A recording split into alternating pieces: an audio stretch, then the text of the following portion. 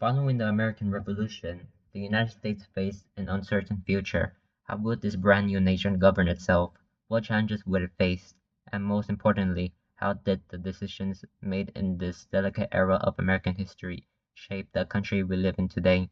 Welcome to our breakdown of Chapter 6 of the American YOP, New Nation, where we discuss the importance of this transformative period in our nation's history and the formation of its constitution. The early struggles of the United States, from Shays' Rebellion to the election of 1800. After 8 years of bloodshed, the war for independence had finally been won, but the battle for the nation's stability was just beginning. The Articles of Confederation was America's first attempt at government, but proved too weak to hold the new country together through its delicate early years. With no power to levy taxes and no strong central authority, the new government struggled to maintain order. Many states in the new nation found themselves in debt accumulated throughout war, and with no help from the central government absorbed state debt, soldiers were denied wages. In 1786, tensions built in the states of Massachusetts, in which farmers who were already struggling to make ends meet and who hoped the state would protect them from creditors were now under threats of foreclosures. As the state sided with their lenders only 3 years after the war ended, there were already the threat of an uprising. Farmers and unpaid soldiers were outraged. To them was completely injustice. They had fought and risked their lives for the hope of a better nation, a nation that was failing them. Daniel Shay, a former captain of the Continental Army, led the disgruntled farmers and former soldiers on a violent attacks on courthouses, occupying and forming blockades around several of them, preventing further tax collection and keeping judges from issuing foreclosure orders. This became known as Shays' Rebellion. The rebellion short-lived, however, as Governor Bowdoin in the Massachusetts hired an army led by Benjamin Lincoln. The quell of the insurrection, Lincoln met the rebels in the Springfield after they had made a failed attempt to capture Federal Armory. Just like that, the rebellion was over.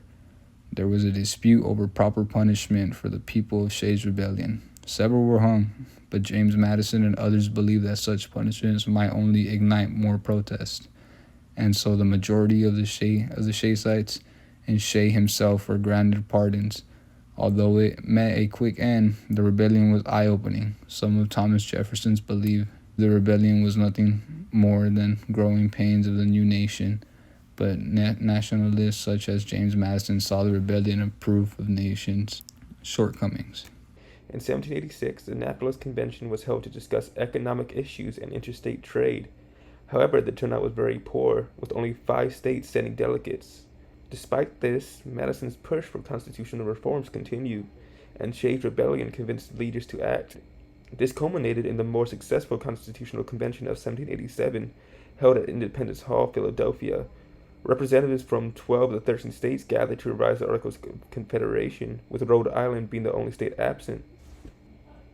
The intention of the convention was initially to revise the Articles of Confederation, but Madison's proposal for the Virginia Plan shifted the focus towards the creation of an entirely new framework of government. His plan, which included a strong central government with 3 branches, executive, legislative, and judicial, sparked intense debate, particularly around issues of representation and slavery. Much of the conflict was between large and small states. The Virginia Plan called for population proportional representation in both houses of the legislature, which favored larger states. Smaller states, fearing their interests would be overlooked, countered with the New Jersey Plan. This plan proposed equal representation for all states, regardless of size. This disagreement led to the Great Compromise, which established a bicameral legislature. In this system, the House of Representatives would reflect population size, giving larger states more power, while the Senate would provide equal representation to all states, regardless of size. The issue of slavery also created significant tensions. The South wanted slaves to be counted in their population, while many northern states, which were moving towards abolition, felt this would give the South undue power in Congress. The solution was the Three-Fifths Compromise, which counted 3/5 of the slave population. After much debate and many compromises, a new proposed constitution was drafted, depicting a government unlike any other.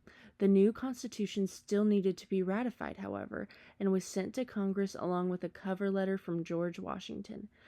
Critics of the Constitution worked hard to persuade citizens against its ratifications. One of their major points of contention was the rejection of a proposal by George Mason, the author of Virginia's Declaration of Rights. Anti-Federalists argued that an explicit guarantee of individual rights was essential to protect citizens from potential overreach by the federal government. On the other hand, Federalists in favor of ratification believed that adding such a list of rights would be unnecessary and could potentially limit future freedoms. The Federalist Papers were a crucial series of writings published in New York papers. They featured compelling arguments from some of the most prominent figures of the time, including Alexander Hamilton, John Jay, and James Madison.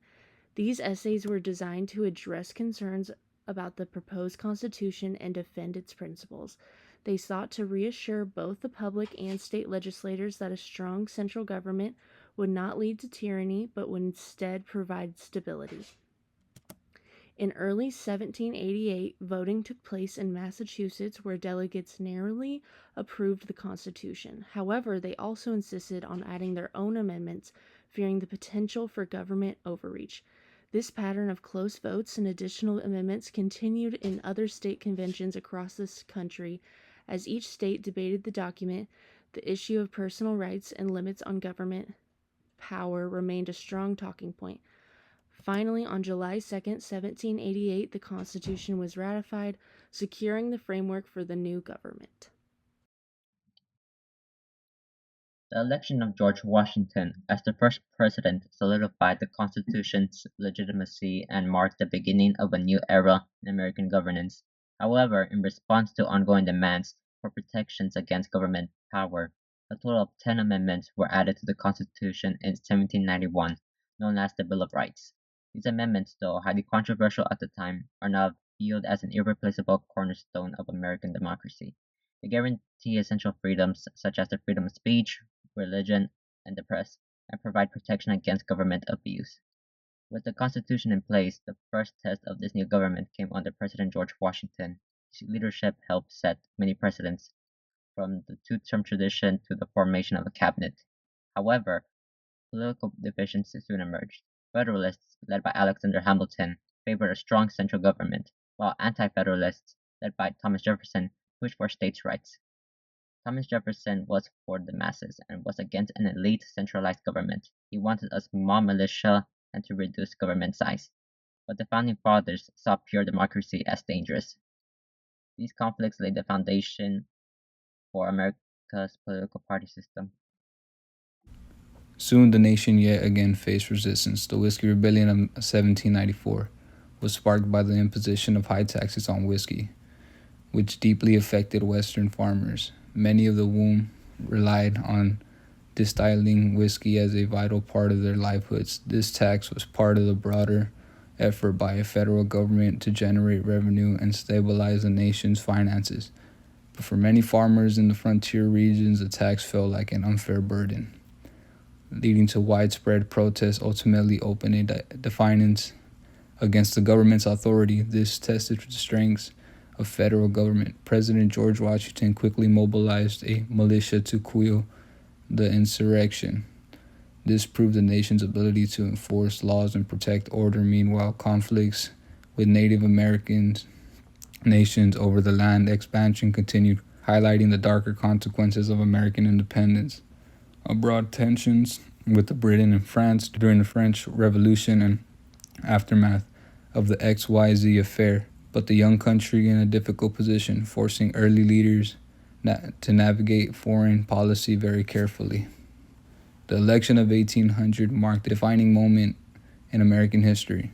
It was the first peaceful transfer of power between political parties in the United States, from Federalist John Adams to Democratic Republican Thomas Jefferson.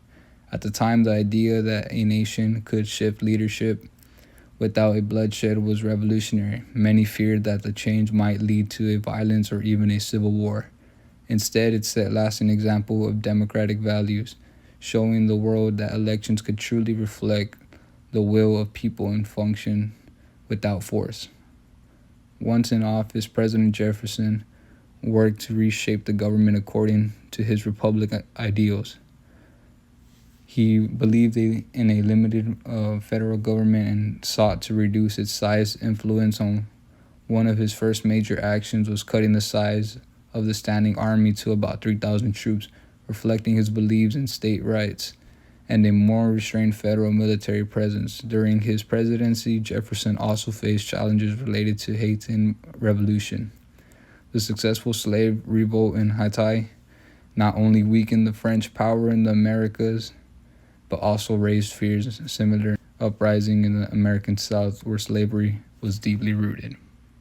One of Jefferson's most significant accomplishments was the Louisiana Purchase in 1803.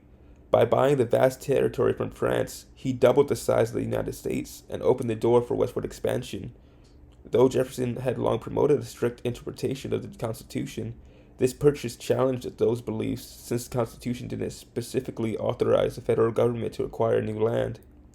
Still, the benefits of the deal made it a landmark moment in America's growth.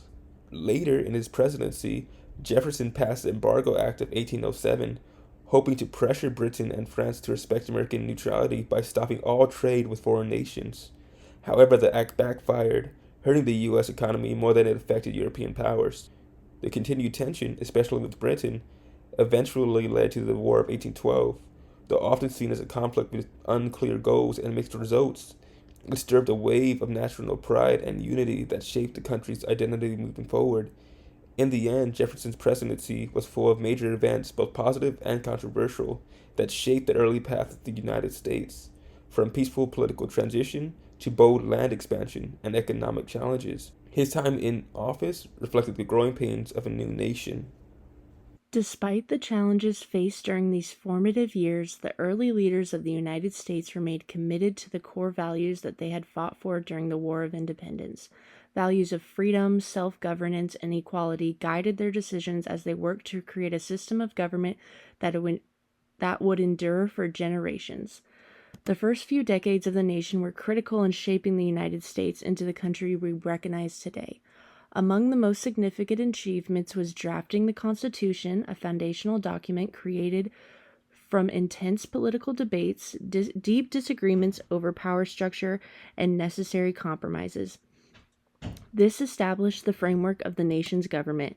It was a bold experiment in democracy, blending ideals of liberty with the practicalities of governing a diverse and expanding republic.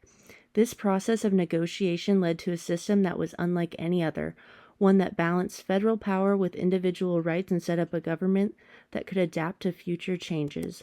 The lessons learned during the political period still echo in modern debates on governance, the role of federal government, and the protection of individual rights. Understanding the challenges, ideals, and debates of this early era is crucial to understanding the political dynamics of the United States today, proving that understanding history is key to understanding today.